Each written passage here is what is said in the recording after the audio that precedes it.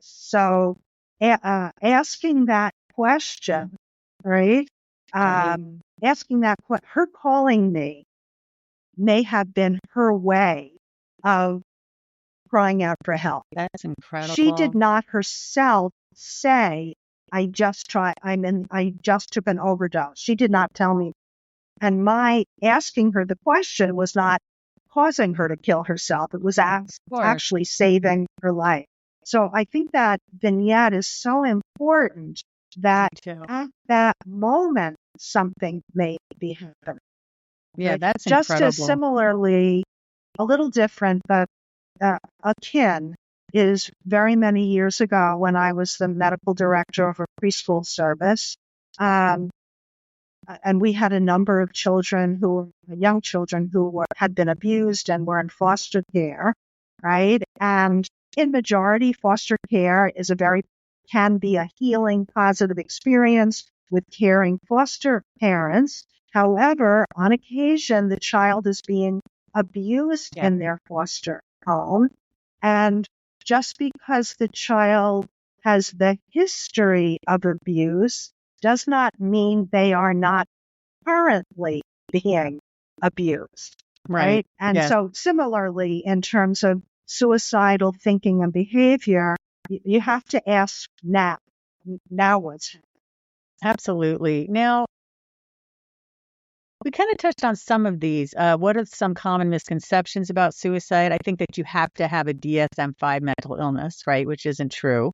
What are some other misconceptions? I touched a little bit upon this earlier. The idea of it's a manipulation. The person is manipulated, right? That it's not real. That they're just trying to get over on you, right? Or they're doing some sort of guilt trip on you, right? Whatever the perceived motivation that somebody else might have about what the person is doing, if someone is talking about suicide or they're having some of those behaviors, but I also want to put in parenthesis, a person can be thinking about suicide, look totally fine on the outside, and is not sharing what they're thinking, right? Yeah. But going back to the other example, that one of the myths, again, can be it's a manipulation and don't take it seriously at all. Because the person is not serious, right? Quite the opposite. We need to pay attention, right? And act on the person's, best behavior. Another myth can be that, well, they were in the hospital, right? They got treatment. They're getting follow-up care, hopefully. I say hopefully, meaning there was a referral made. Now it becomes, is the person actually going? Right? So that's also, and this is super important and not the person's fault at all, is there access to the help to which they've been referred to? So now we're talking about waiting lists, lack of services, not having insurance coverage, having financial instability, or there's help available, but it's too far away and the person doesn't have transportation or money to get there. So that there's a whole host, of other factors as well. So it's going back to those risk factors. I just talked about being in the hospital. You would think that, okay, things are better. They're getting better because they got treatment. They've been discharged from the hospital.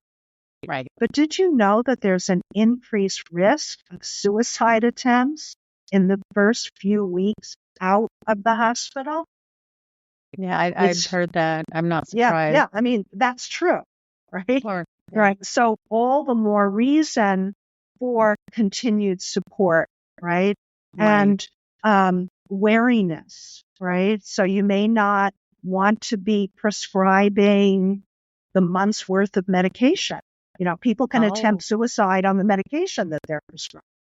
right? Oh, that's really interesting. That's a Right. really So important you point. just need to have that knowledge, and not only um, for the quote mental health provider to have that knowledge, but it would be important to share that with the patient client, right?